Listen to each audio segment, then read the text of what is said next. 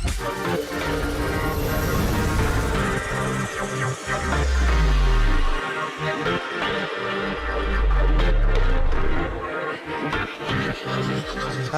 it's story time. Storyteller aku hari ini seorang penyanyi dangdut yang suaranya bagus banget, aktingnya juga bagus banget ternyata, dan orangnya juga baiknya minta ampun. Tidak pernah menyusahkan saya selama syuting di lokasi loh. Walaupun dia capek, lari sana, lari sini, show balik lagi, tapi semua dia jalani dengan hati. Siapakah dia? Siti Badriah. Hai. Apa kabar? Baik, aku pengen ketawa sendiri kamu ngomong gitu. Tapi emang itu bener, aku nggak bohong Amin, kok. alhamdulillah. Gila, kita nggak ketemu Udah. berapa lama, Dek? Terakhir Senan Harapan Cinta ya. Harapan Cinta tuh 5, terakhir 6 tahun?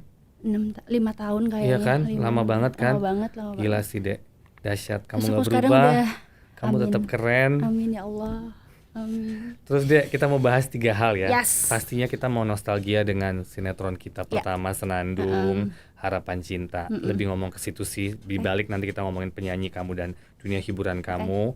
Terus juga bahas sedikit lagu Shantik, bagaimana bisa awalnya terjadi dan sampai fenomenal seperti itu. Amin. Dan yang terakhir kehidupan pribadi setelah menikah. Jangan. Oke. Kita ngomongin awal Senandung ya. Pertama itu kita emang bikin sinetron Senandung itu kan emang aku membutuhkan seorang penyanyi dangdut. Karena secara konsep seperti itu. Kita casting kamu pastinya kan, Ya, gitu betul. kan. Nah, awal kamu bersedia atau mau menerima tawaran ini tuh gimana, Dek? Awalnya karena aku pengen banget masuk MD. Oke, Itu banget. thank you. Ya kan, terus aku tuh inget banget pas ada disuruh sama manajemen aku, Dek ini ada sinetron dari MD. Aku langsung, oke, kapan? Ayo mau, langsung kayak gitu akunya. Oke, ayo mau. Aku nggak baca cerita sama sekali. Aku nggak mau dengerin. Ya udah aku, yang penting aku masuk MD gitu.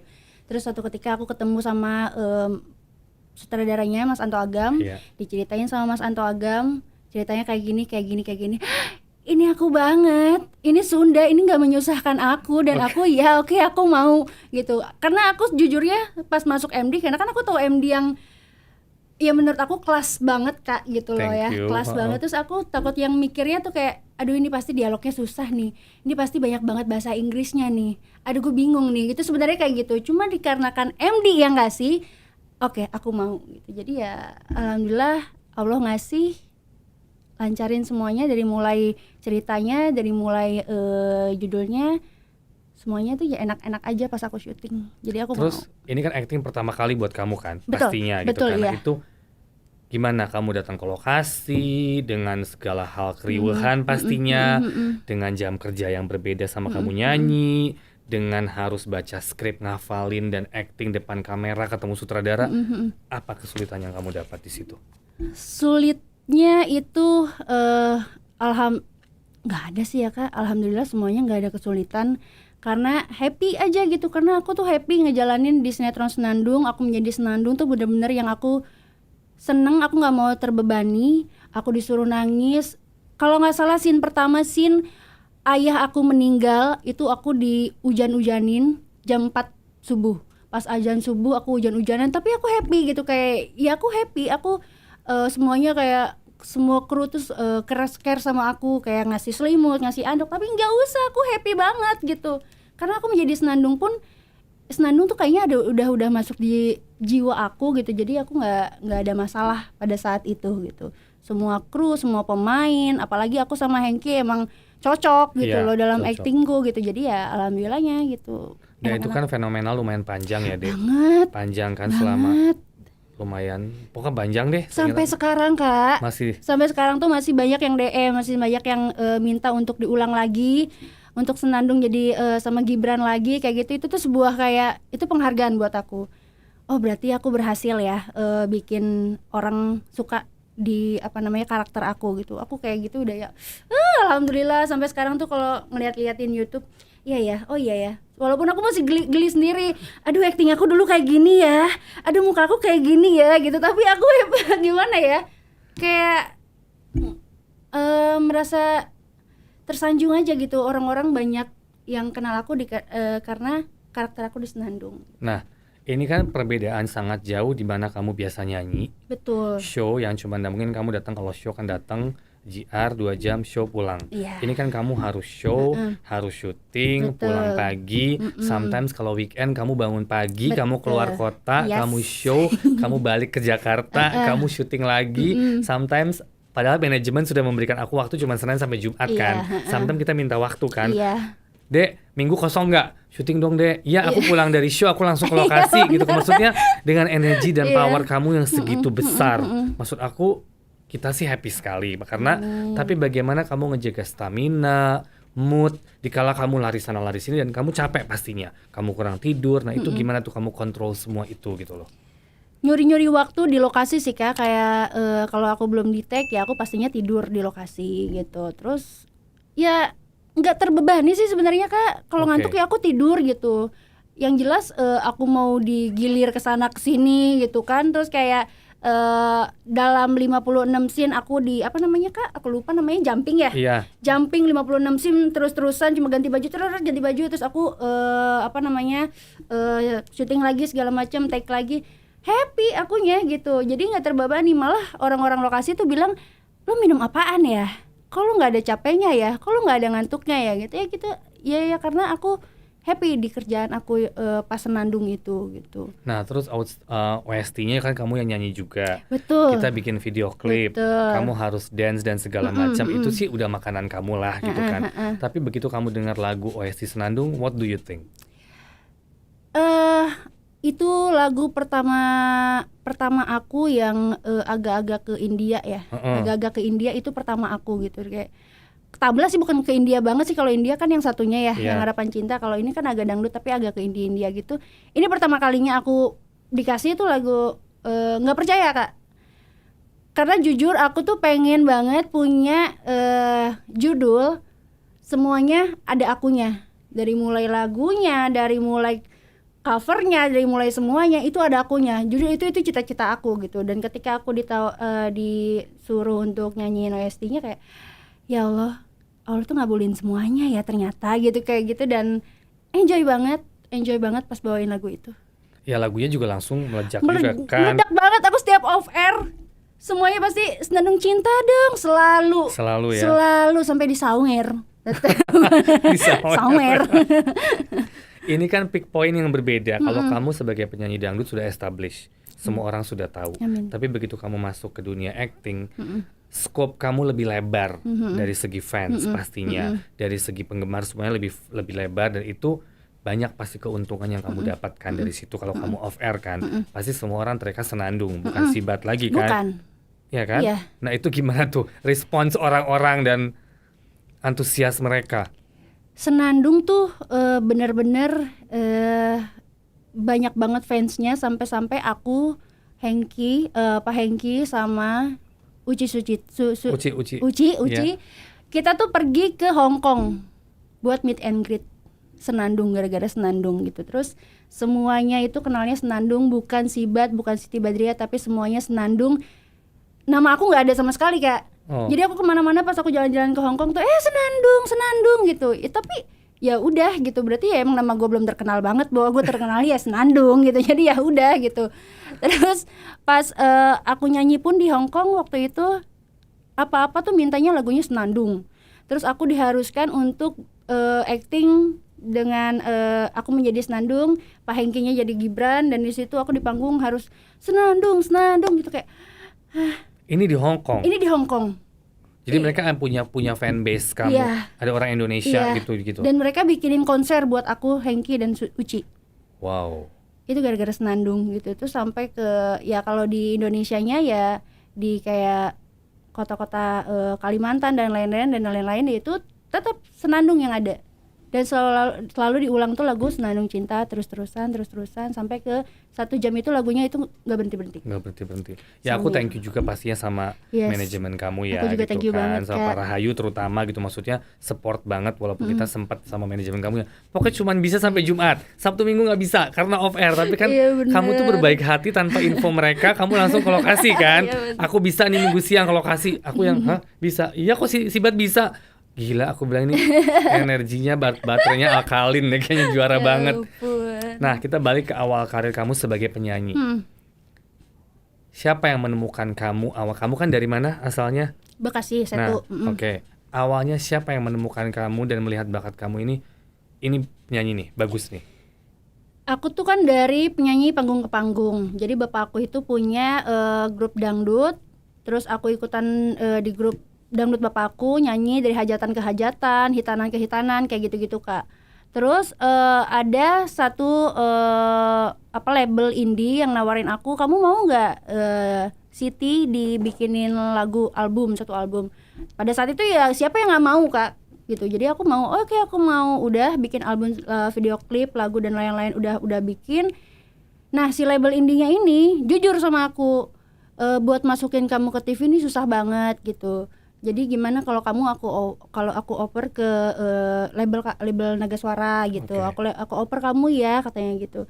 Oh oke, nggak apa-apa kalau emang nggak keberatan buat ngoper aku. Akhirnya aku dioper, aku dikasihin ke pencipta lagu aku, Endang Raes, dikasihin.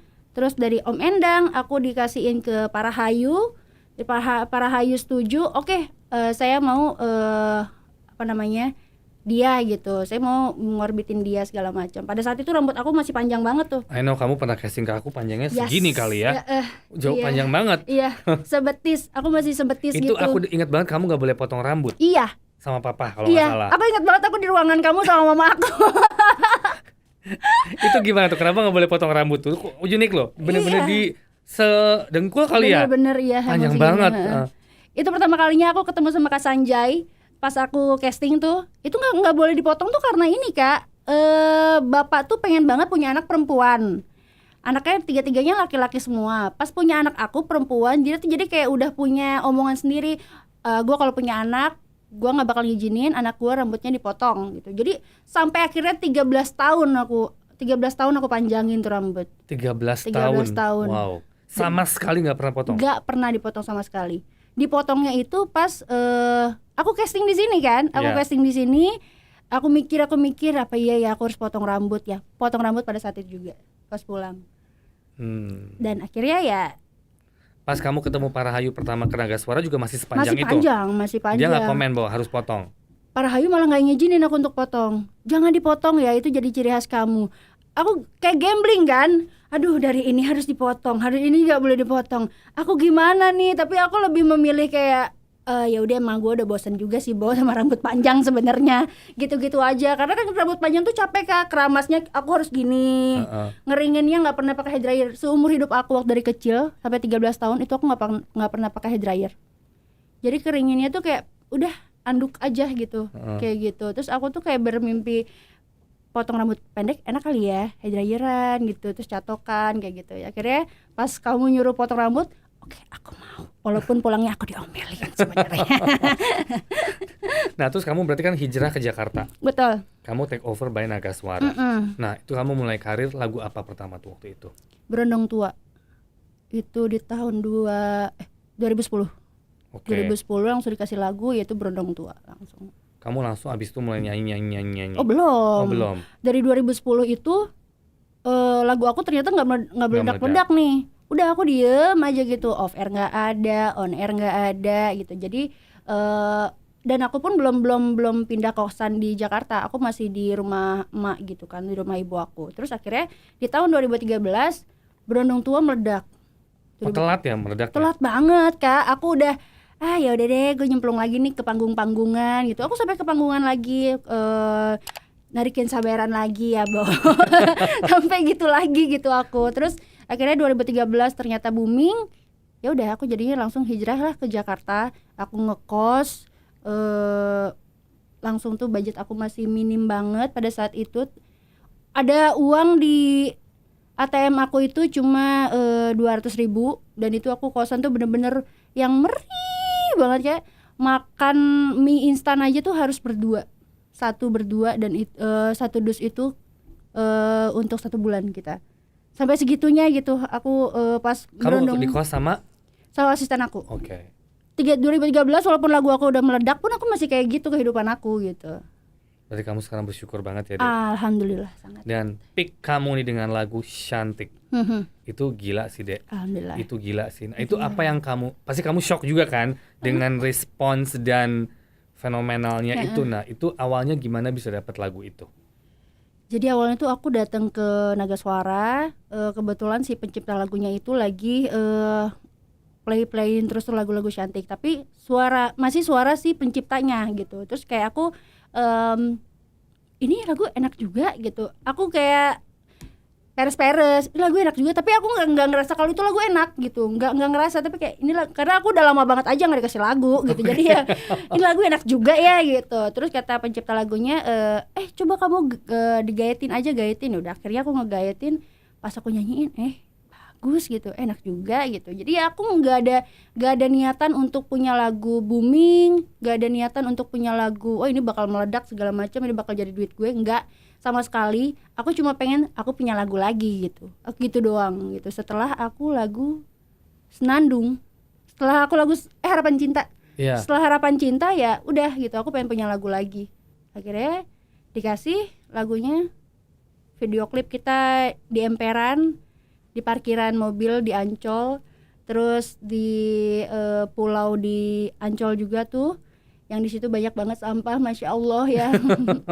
Saya syuting itu sampah tergeletak semuanya, tanah dalam, pakaian dalam di situ, ya Allah ini apa gitu, tapi ternyata malah booming. Iya loh. Hebat banget. Sampai banyak awardnya juga ya. Kamu juga dapat musisi, dapat viewers YouTube terbesar di Indonesia dengan 634 juta viewers. Kamu juga menang award di Thailand Best Asian Economic Community Song. Wah, luar biasa banget. Tapi di sini semua orang, setiap kita kemanapun pasti lagunya itu. Perubahan apa sejak lagu Cantik itu meledak di diri kamu dan tentunya di Naga Suara pastinya, dengan orang-orang di sekitar kamu, apa yang kamu rasakan? Dan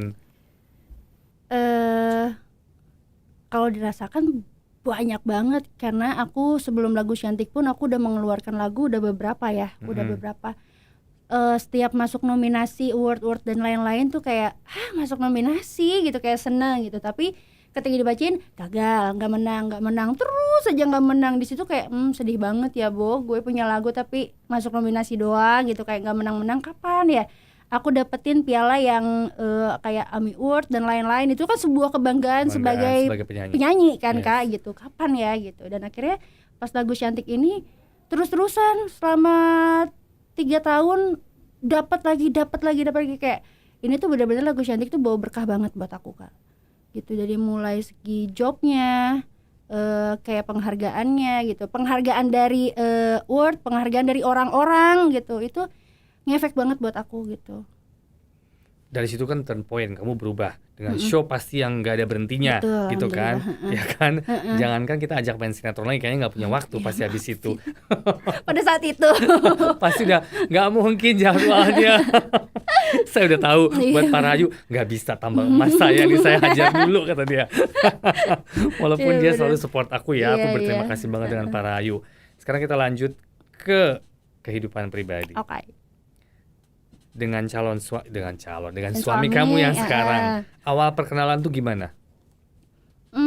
Aku lagi meeting sama teman aku, terus ternyata si suami ini janjian sama teman aku juga tuh yang lagi meetingin sama aku. Tapi ya kayak gini, aku meeting sama teman aku, nah dia di situ gitu, cuma yang hai gitu. Tapi udah abis dari situ meeting dikenalin, suami ngajakin ke teman aku yang meeting itu, lu lanjut kemana nih? Terus enggak gue nggak lanjut, yang lanjut tuh Siti, lu bareng aja sama Siti. Di situ kan gue udah kayak, aku tuh udah ada rasa-rasa ya gitu, aduh kapan lagi nih ketemu cowok ganteng gitu mikirnya. Terus akhirnya ya udah, abis dari situ lanjut, kita live musik dan lain-lain. Dari situ langsung jalan komunikasi nyampe mau nikah. Nikah kamu hampir 2 tahun ya? Hampir. Belum 2 tahun ya? Hampir 2 tahun ya? Ada perubahan sikap, pasti kan kamu adjustment banyak nih. Tadi ya kamu sendiri dengan banyak show dan segala macam, ya kasarnya gak pernah di rumah lah. Sekarang kamu ya tanggung jawab, punya suami ya, pasti kamu harus urusin. Kamu ya harus take care lah, walaupun kamu dengan segudang pekerjaan kamu mungkin show kamu jauh lebih banyak dibandingin dia gitu kan. Itu kamu gimana adjustment dengan dia? Cara understanding masing-masing tuh gimana? Awalnya tuh kayak aku ngerasain kayak aku lebih harus menghargai suami gitu. Aku harus lebih milih-milih acara, milih-milih job itu pas di pertengahan pernikahan. Pertengahan pernikahan tuh kayaknya aku harus ngurangin deh, karena kalau misalkan aku terus-terusan aku kerja, suami aku diurusinnya kalau malam doang dong gitu, kalau di tempat tidur doang dong, aku mikirnya gitu kan. Terus kalau dia mau makan, dia mau ini, aku nggak bisa ngurusin gitu. Nah dari situ aku mikir yang ya udah, walaupun suami sebenarnya nggak apa-apa, sok aja kerja ya kerja gitu, karena sebelum kamu menikah sama aku pun kamu adalah seorang Siti Badriah penyanyi dangdut katanya gitu. Tapi ya sebagai perempuan jadi akunya kayak kepikiran sendiri ketika aku pergi, aduh suami aku udah makan belum ya, aduh dia lagi ngapain ya, jadi kayak kepikiran sendiri. Dan sekarang tuh aku agak dibatasin gitu, jadi aku ngambil acara nggak boleh pulang lewat dari jam segini karena aku harus kayak gini gitu. Berarti itu semua dari kamu kan? Dari bukan aku. dari dia? Bukan sama Kalau sekali. dia basically bebas, dia bebas. maksudnya restu aja gitu dengan kamu kerja sebanyak itu. Kamu hanya pikir punya tanggung jawab pribadi ya. Which is itu satu poin yang sangat positif dan baik pasti ya untuk menjaga hubungan suami istri ya. Dan sekarang juga dia lagi berkecimpung mulai ke dunia sinetron juga kan gitu. Dia kan? memang sinetron sih ke awalnya. Dia emang sinetron, FTV dan lain-lain. Dan sekarang dia lagi sibuk-sibuknya untuk jadi host.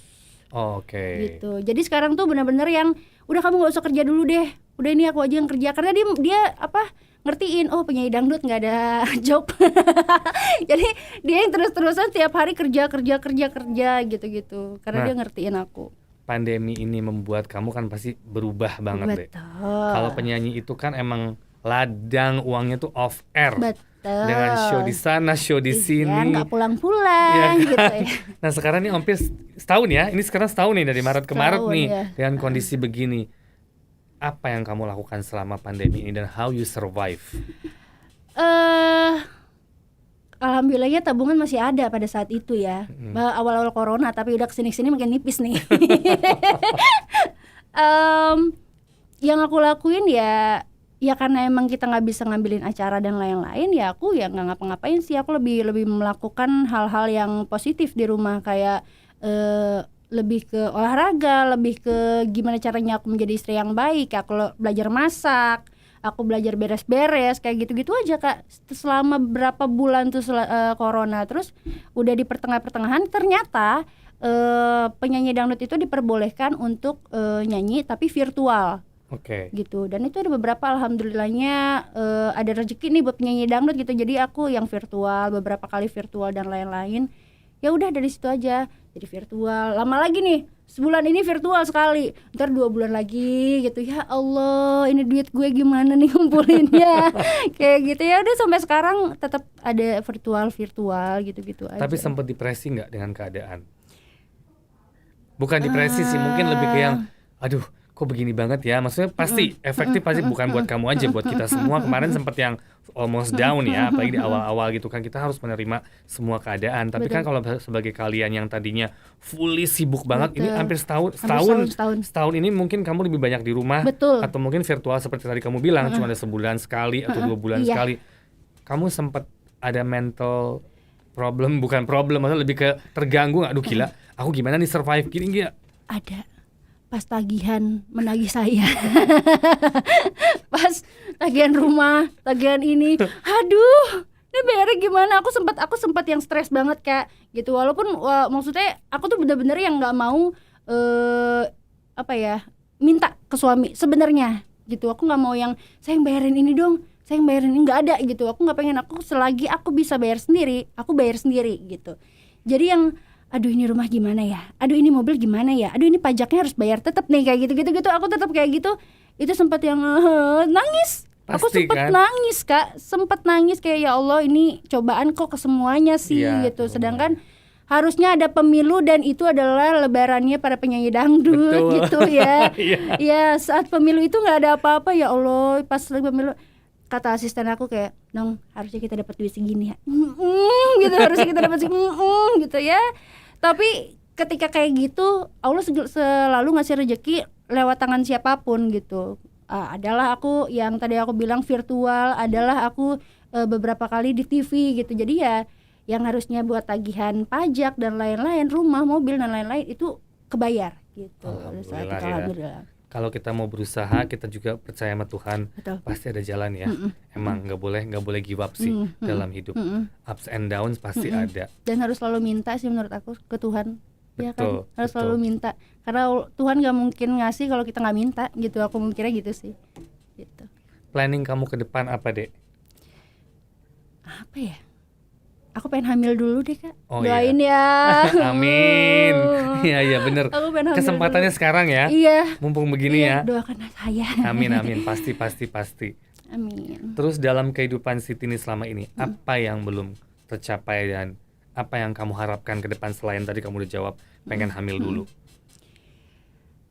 Masih banyak banget sih Kak cita-cita aku yang belum tercapai gitu. Kayak aku harus punya lagu lagi. Sekarang tuh aku masih kayak bisa nggak ya gue punya lagu lagi yang seperti Cantik. Nah sekarang tuh aku punya pemikiran seperti itu.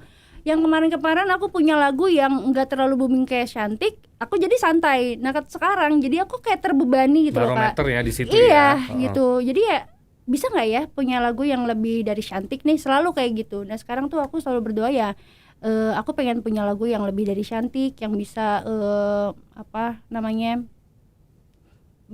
dapat berkah buat semuanya, dapat berkah buat aku, label aku, semuanya pokoknya gitu. Ini disukain sama orang banyak. Itu sih sekarang yang lagi aku pengen. Kepikiran nggak bikin lagu sendiri? Nggak bisa.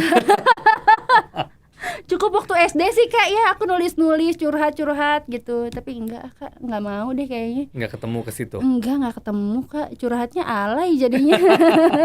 Nggak mau. Tapi setiap lagu kan pasti kamu menggunakan feeling kan Dek? Karena kan kamu nyanyi harus menggunakan soul. Betul. The moment kamu dikasih lagu sama tim, ada nggak? Aku nggak suka nih, aku nggak mau. Pernah nggak ada seperti itu? Waktu aku belum nikah, aku nggak. Jadi Enggak. lagu apapun, ayo aku mau gitu. Tapi Oke. ketika aku udah nikah gini, aku pilih-pilih Kak. Aku nggak mau lagu yang sakit hati, ditinggalin, terus merana. Aku nggak mau. Oke. Karena banyak yang bilang katanya lagu adalah doa. Oh iya. Gitu. Oh, Gitu, aku takut Kak. Aku setelah nikah dikasih lagu nih, ini lagunya, aduh patah hati banget, nggak mau deh gitu. Untungnya pas lagu Suamiku Kawin Lagi itu aku sebelum nikah ya, jadi ya udahlah ya, jauh nih gitu. Aku pilih-pilih sekarang. Kalau itu sekarang nggak mau kan? Nggak mau, nggak mau. Serem banget. Tapi emang secara karakter kamu tuh emang baik Dek. Amin ya Allah. Itu aku lihat kamu tidak pernah berubah dari awal saya kenal sampai kemarin saya cuma WhatsApp Dek. I mean like kita keep in touch jarang. Ya ada tapi jarang gitu kan. Aku cuma minta tolong Dek, aku ada YouTube channel bla bla, bantuin kesini. Kamu langsung hayu tanpa basa-basi dan tanpa ada gue sibuk, gue ini enggak. Kamu langsung hayu. Kapan kita atur jadwalnya gini-gini. Maksud aku itu karakter kamu yang dari dulu aku ngeliat tidak pernah berubah sih. Amin. Tapi aku kayak gitu juga karena kamunya baik. Amin. Gimana dong? Amin. Ya selama judul aku, Kak Sanjay adalah salah satu orang yang terbaik buat aku. Amin. Jadi kalau aku ada curhat-curhat apa, ada apa-apa, gitu. Jadi yang benar-benar Kak Sanjay tuh All in one ya, Bo? Iya. All in one. Bener-bener deh. Ada pokoknya yang paling terkenang tuh bener-bener Kak Sanjay tuh kayak dia tuh baik banget sama aku. Amin, Gitu, sama-sama. Yang penting tetap jaga silaturahmi ya. Betul, Kak. Pesan dan kesan Dek, menurut kamu kayak tadi kan kamu sudah mengalami banyak dengan corona ini, kita begini pasti kan kamu ada pesan dan kesan mungkin untuk orang-orang yang dengar bahwa kita harus survive or something. What do you think gitu? Pokoknya siapapun kita, dimanapun kita, musibah ini kan bukan cuma ke satu orang, ke semua orang yang kena. Ya, apapun masalahnya, apapun musibahnya, kita harus tetap minta, kita harus tetap berdoa sama Tuhan, karena Tuhan bakalan ngabulin sesuai apa yang kita minta. Amin. Thank you. Thank you, Kak. Thank you banget hari ini.